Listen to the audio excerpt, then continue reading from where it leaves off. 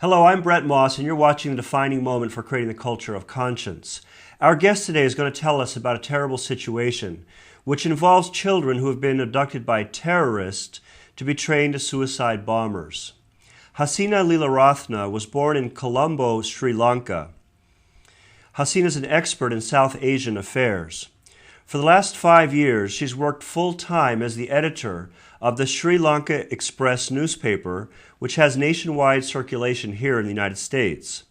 It was founded by her husband in 1980, and the Sri Lanka Express is the first and only Sri Lankan newspaper here in America.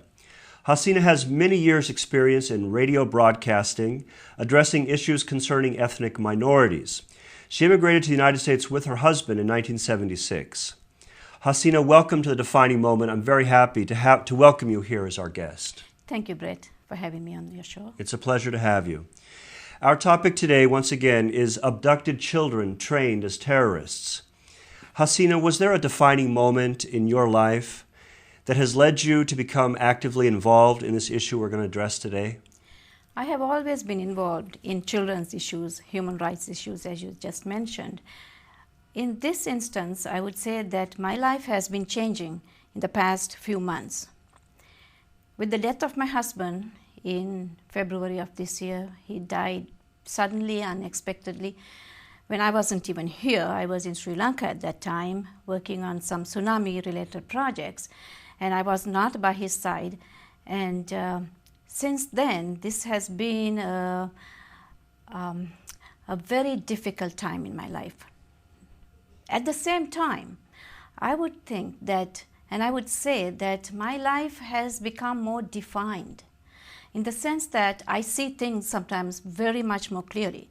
And grief, I think, has a way of doing that to people, where you see things very sharply at some time. Then you look back on your life. You look back and see where you have been and where you are going. So I have revisited some of the things that I have done before. For example, with the children and the terrorist problem in Sri Lanka. And I've seen, when I've looked at the problem of child soldiers, of children being abducted, children being in the center of combat, of becoming suicide bombers, and I look at all the devastation, and I see their grief. I look at my grief, which is just a drop in the bucket when you look at the grief of all those parents and those children themselves who have to go through that. And I said, now at this stage in my life, I have to be very careful about what I want to do so that I can really focus. And so my defining moment, I think, has been a cumulative one where I have arrived at this almost unwittingly, almost as if something just took over. It just took over, I must say, Brett. And here I am speaking for the rights of these children and speaking for all of these families who have been devastated. Yeah. Very clear. Thank you very much for sharing that with us. So as I mentioned today, we're going to talk about an awful situation which has inflicted unimaginable suffering in your homeland of Sri Lanka. The Tamil Tigers are a terrorist group located in Sri Lanka which has a long history of forcibly breaking up thousands of families in order to recruit and train children to be suicide bombers and combatants. Briefly explain to us the history of the Tamil Tigers. The Tamil Tigers emerged as the dominant military group among other groups after, I would say, 1983. They started, militancy started around 1977, and it grew, and eventually they destroyed all their other foes within their own community, their other groups, and they became more dominant, I would think, around 1983. So since then, they have been carrying on a militant campaign for separatism. They want a separate state within Sri Lanka based entirely on ethnic lines, which is they are a Tamil minority. So they want a Tamil state. Mm-hmm. That, in a nutshell, is their history. Okay. Now, the Tamil people, they make up about 2 million people in Sri Lanka. What relationship do they have to the Tamil people in India? Well, they do have ethnic, racial ties. However, when they started in the beginning, they had very close contact with the Tamil people of India, most of whom are in Tamil Nadu, about 55 million of them. In fact, the Tamil Tigers and the Tamil militant, other groups as well, were trained in India covertly by the Indian government. Now, this happened back in the time of the Cold War originally, is that correct? Yes, basically the time of the Cold War, and when actually, although towards the time when it was tapering off, you know, at that time, around 1977, Brett, when the United National Party came into power. Now, that party was a very Western-looking, Westernward-looking party. More aligned towards the United States than to the Soviet Union. And it so happened that they did give space, about 100 acres of land, to the Voice of America to set up a facility there. So this, analysts believe that this actually upset India, which at that time was pro-Soviet and under Indira Gandhi, and they were not very happy. So basically what India wanted to do in Sri Lanka was destabilize this small nation so that they could keep some kind of control over their little neighbor. So that, the early years, there was that tie between the Tamil Tigers and India. But of course later it all soured and it turned on Mrs. Gandhi, because her son Rajiv Gandhi was assassinated in 1991 by the Tigers. I see, very interesting. Now, obviously the Tamil Tigers only make up a very small percentage of the Tamil people in Sri Lanka. Very small percentage, estimated 15,000 perhaps, and they do not represent, and many Tamils will tell you this, that they do not represent the majority of the Tamils in Sri Lanka. There are other political parties that have joined the mainstream and are democratic, and that they want a democratic way of achieving their goals and of righting the wrongs that they believe they suffer. And so they do not represent the majority. Okay, very clear. Now, what ideology or religion do the Tamil Tigers follow? Well, religious-wise, actually, it cuts across. They are, some of them are Christians, Catholics, but mostly Hindus. Mostly Hindus. Yes, when you talk about ideology, though, there's only one ideology behind that, and that is that they want a separate ethnic state. So they are not... They're separatists. They are separatists. That's Okay. what you'd call them, yes. Very clear. And so, and how do they go about getting their funding? Various means, mostly nefarious. They smuggle. They are involved in a lot of smuggling rackets. They extort. A good part of their funding comes from Tamils who live abroad, most of whom live very prosperously because they received a good education in Sri Lanka. They are doctors, they are engineers, and so on. They make a lot of money. They live in Canada, England, Australia, the United States, Germany, and so on. And they extort money from these people. They have to give money to the Tigers in order for their people back home to be safe. So that's a lot of money comes from them. Very clear. Describe to us how they go about abducting children who will later be trained as terrorists. Various ways. There are times when they have gone into classrooms and taken a whole classroom of children out. You know, it's the teachers, the principals of schools have been murdered if they object.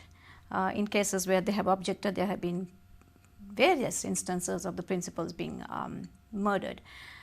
They could also stop a child, usually on the way home or back from school. Then they also force the parents to give at least one child to them. And now this applies to all the families living in the region where the Tamil Tigers operate. yeah. No, not only that. Mostly they are, but human rights groups have good documentation to show that they do this outside of the areas that they control. So it's not just there. Not exclusively. Not exclusively in rebel-held territory. But for the families that do live in these regions where the Tamil Tigers operate, they're all obligated to offer at least one child to the terrorists. They are forced. They're forced. Intimidated, rather. Okay. And how long has this been going on in terms of the abduction of children who become terrorists? At least more than 2 decades. 20 years now. 20 years. Okay. What's it like for the families who live in that region, knowing that there's a good chance that one of their children will be abducted to become a terrorist? What's it like for them? I have often wondered about that, Yeah. Brett, thinking about, and I try to draw, since I live here and I've lived here for the last 30 years, and I try to think about this, and I think about the gangs here. And I had a son growing up, and I used to be afraid when he would walk on the road, and I would not let him walk alone on the street, even if it's a block, because I would think of the gangs here that could abduct him. You're in Los Angeles. Here in Los Angeles, and I live in the San Fernando Valley. Here in Los Angeles, I think about other parents, and you think about a child going to school and not coming back because he's going to be abducted by a gang. Right. Right? And think about a gang having power, so much of power that they can demand and take from you your child. And not only your child, but your pedophiles, but I mean, in that case, but in your case, in the case here, let's say in Los Angeles, that they would take your home away from you, they would take your cars away from you. If you defy them, they could imprison you, they can put you in a labor camp. Think about that. And think about the gang problem and multiply that by 1,000 times at least. That's how it would be to live there. Very clear. Thank you very much. What are non-governmental organizations such as UNICEF and Human Rights Watch doing about this awful tragedy? Let me talk first about Human Rights Watch. They've been doing a great job. They have well documented these cases, studied these. They have a clear action plan as well. They've been successful recently in getting the European Union states, the governments there, to ban the travel to those countries by these Tamil militant leaders who are using children. They have also initiated an action plan where they are trying to get some kind of punitive action against them by bringing them to International Criminal Court. They have just started that, I believe. They've done a good job, I think, given the resources that they have available. In the case of UNICEF, now they have been very diligent about going every year and looking at the situation and documenting cases and so on. They have also made attempts to meet the leaders. They have met the leaders of these groups, of the militant group, yes, and they make appeals to them to release the children. And in some cases, they have released the children because of UNICEF's pleas. However, they let go on the one hand, and then they go back and gather the children back with on the other hand. So basically, I would say that UNICEF has not been that effective. And I must also add that UNICEF, when they had some of those children, a large number of children released, they released them and put them in what they call transit camps. Basically like a halfway home where the children would be rehabilitated. But then guess who was in charge of the rehabilitation? I have no idea. Eventually, the Tigers themselves. How can that be? Yes, it was. So this is where I think UNICEF has not done that great a job. And we also see that UNICEF, I believe, lacks the passion that the Human Rights Watch Well, would really, they have. lack the mandate, don't they? They also lack the mandate, yes. They lack the mandate. That is true. It's absolutely true. Okay, very clear. So why is it that the Sri Lankan government has not been able to put an end to these atrocities? Easier said than done, I suppose, because they are a very forceful, very effective guerrilla group. You remember, you're fighting. Similar to what we would imagine the kind of guerrillas you see in Colombia, for example. Yes. It's just, it's just so difficult to begin to root them out. Very difficult because they're entrenched. They've dug in their heels in certain areas. Yeah. Besides, you don't know who your enemy is. Since they can be carrying a bomb wherever. They are our people.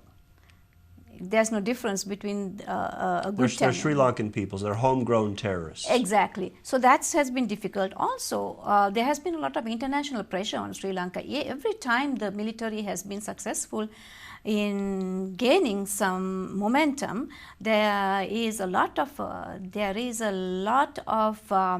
you would say pressure from governments, from human rights groups, who some, of course, in some instances, I think, there are well-founded fears, that civilians are being hurt. But this kind of pressure has often led to the government pulling back, the military pulling back. And so what may not seem politically correct in the international world to go and beat these people up. On the other hand, there's also the matter of foreign aid. How do you get aid from these countries that are pressuring you, pull back, go to the negotiating table and so on? Yes. So there's a lot of international pressure to find a diplomatic solution. And then there's the issue of there is a negotiated a ceasefire back about 4 years ago. Is that correct? That's correct, in 2002, brokered by the Norwegians. Tell me about that. Well, there's a ceasefire, and they say that it is still in effect. That's a joke because there's a war going on. But there have been numerous violations on the part of the Tamil Tigers, because basically there has not been an effective body to implement that ceasefire. The monitoring mission, the Sri Lanka Monitoring Mission, the SLMM as they're called, they have not been effective in upholding the agreement and the ceasefire. So there have been violations in the sense that the Tigers have continued killing. They have assassinated numerous people, their leaders, and they have continued. They have even intensified the conscription of children, and hundreds of violations have been documented, but nobody is doing anything about it. So what is your opinion about the role of the Norwegian government in being an honest broker for this kind of ceasefire? My opinion is that they have not been an honest broker. They could not have been an honest broker because from the very start, they have been biased towards the Tamil Tigers. Had they been the honest broker, I think there would have been a better outcome here. They have taken sides, continuously ignoring these violations. But why would the Norwegian government have any interest at all in any way, shape, or form supporting the Tamil Tigers, or even siding with them? Well, part of it could be that they have their own agenda, their own perception of what is right and wrong. They may be guided by their own agenda about it. Some of it could be that they feel that the Tigers have a just cause. Possibly, they might be feeling that. And yet, obviously, even if their cause were just, the methods that they use, the ways they go about carrying out their cause, violates every human rights issue on the book. Yes. Abducting children, using children as soldiers, training children to be suicide bombers. Exactly. So the Norwegians were unable to stop that. And had they really played a more decisive role in enforcing the ceasefire, I'm sure, we would not be in this bad situation as we are. And as you say, Brett, there is no cause that would justify using children. There is no cause on earth that would justify what the abduction, the conscription, and making a child a suicide bomber. There is no cause. Remember that even with the child soul, the situation is not something that happens only in Sri Lanka. Right. Human Rights Watch has documented 36 countries where children are used in combat. Sri Lanka is just one place where this is happening. And are people aware of what's going on in the rest of the world? And how many families in the world, not just in Sri Lanka? This is not something that people talk about. You don't hear about it in the late night shows or something like that. Yeah. Well, I think your being here today will help open people's eyes. And why do you think it is that the international community has not done more to intervene in these atrocities?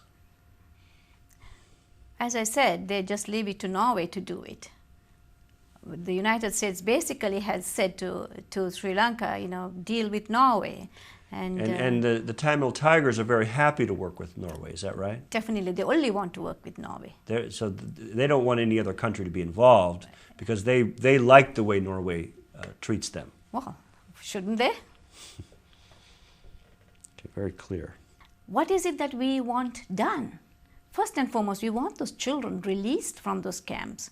We want them taken out, put in good rehabilitation homes, and their needs taken care of, the psychological needs, the education, and that's very important.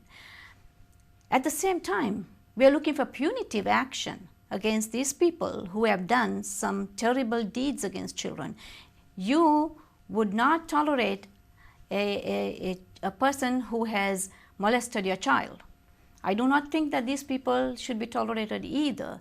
They talk about always bringing them to the negotiating table. I think, instead of bending backwards to bring them to the negotiating table, I would say that we should be trying to get them to face justice for the terrible atrocities they have committed on children. So secondly, we need punitive action. And how do we get that is from the International Criminal Court, which has been set up under the Rome Statute and which has the mandate and the ability to conduct an investigation and bring them to face charges. And this has been done in the case of some of other militant leaders. For example, Mr. Thomas Lubango from the Congo has been arrested. He's been charged, facing criminal charges before the International Criminal Court. So we want that. Thirdly, I think, and I believe, we must have a deterrent. A deterrent in terms of international law, which will prevent ever militants using children. And how do you do that? I would say that there should be mandatory that any group that uses child combatants should never ever be legitimized. They would never get an opportunity to be recognized internationally. In other words, no government will deal with you, no organization will deal with you, right? Mm-hmm. So that deterrent should be there, written somewhere, and some law should be brought to that effect. Fourthly, there has to be a more powerful organization with the mandate to oversee such regulations. In other words, an organization like UNICEF, but with a mandate that's able to deal with these kinds of problems. Exactly. Effectively. Effectively, because, and I'll say UNICEF has done a great job with children all over the world, for example, vaccinations, education, literacy and programs and so on. However, Brett, today we see a new world disorder. I wouldn't even say new world order, I'm saying there's a new world disorder because you have a whole changed world where there is terrorism rampant. Yeah. It's almost like that's your first choice in dealing with problems is resorting to terrorism, and you're using children. So how do you prevent, how do you take care of children in this new world, in this new order. So we need thinking about that also. Very clear. Mm-hmm. What can people watching today's show do to help? I would really encourage people first to read about the situation in Sri Lanka, to become, and also when you read with read as much as possible from various sources, because often there's disinformation. Yeah. A lot of disinformation. That's one thing that the Tamil Tigers have been very good at, is they've had a very good propaganda machine abroad. And that's why they have been able to carry on with all those atrocities that they've committed. They've still been able to carry on because so of to be the a very discriminant in investigating this issue. Exactly. For example, you would not want to go to BBC and believe everything that BBC says. It's rather slanted. However, what should people do? So that's one thing, is to become aware of what's going on. So by going on the internet and studying articles about this? Studying articles and even contacting organizations that are involved. UNICEF, United Nations. Exactly. Those are good. Human Rights Watch, that's a very good resource. Mm-hmm. This, I believe, is going to be a grassroots movement that can grow. I would say if they can go to my newspaper website, which is www.srilankaexpress.org. There's information there as to how they can send me an email, and I could tell them how they could get involved. Okay, great. So people can contact you. They can contact me. At your newspaper website, www.srilankaexpress.org. That's correct. They can contact me there. If people can call me, I will give them information as to how we can build a really good movement from the grassroots. Excellent. Not waiting for something to come from above, right, but what we individually can do. Yes. Each individual. And sometimes that's more powerful than what large international organizations can do. Yeah, because there is spirit in it, Brett, because yes, we speak from within ourselves. Yeah. Right? As opposed to an interest or an agenda of a large body. Exactly. And and this is not a 9-to-5 job. Yeah. This is something we do because we want to do it and we believe in doing it. So this, I think people can get involved. Absolutely. Right. And I think people hearing about this maybe for the first time, right, through listening to you today, will feel moved to take action, to learn about the reality of what's happening in Sri Lanka and find out what they can do to help. I certainly hope so, Brett. Yeah. Well, I can't thank you enough for being here today. The time has already flown by, Hassina. It's been a real pleasure, a real honor for me to have you here today. Thank you so much for being our guest. Brett, thank you so much. It's been a pleasure. Thanks. You've been watching The Defining Moment for Creating the Culture of Conscience.